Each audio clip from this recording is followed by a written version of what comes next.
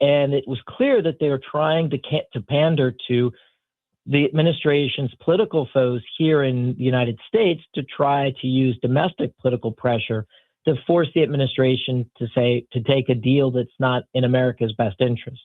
Again, thankfully they didn't take it, but that kind of behavior on the part of the Iranians should come at a cost. Well, that's the other part I wanted to ask you. The War Powers Act resolutions now failed for the fourth time by the Democrats, and I keep thinking to myself, wait a minute.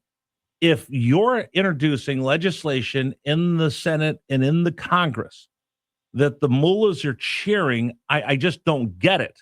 And when you look at what Iran has, there's a couple things that they do still have an opportunity to put pressure on the United States. One is through morale, through political pressure. And we're seeing some of our politicians actually playing along with that. The other is the price of gasoline. And when people start complaining politically about the price of gasoline, well, that's Iran inflicting their pain upon the U.S. people the same way our kinetic bombs inflict pain upon the Iranian regime.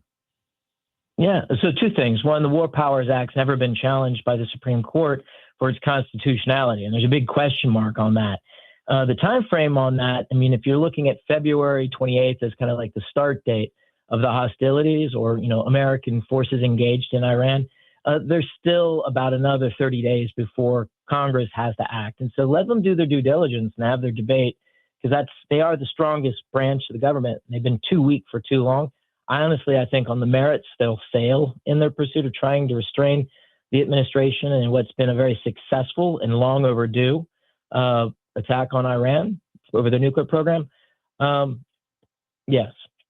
Captain Brent Sadler joining us here on News Radio WRVA. Sir, I would never try to have any stolen valor or even put myself in your shoes, but I wanted to ask you something.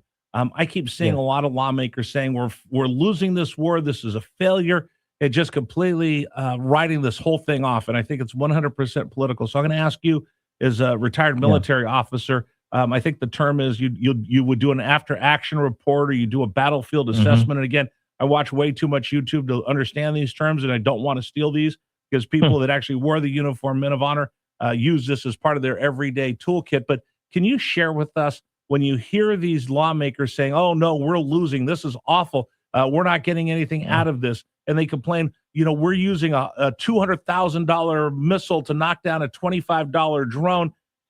I just don't know how legitimate that sounds. Yeah, I mean, the thing I always go, one, when you've got the right policy in the right direction and you're going to be vindicated, stay true to the target and keep pressing through.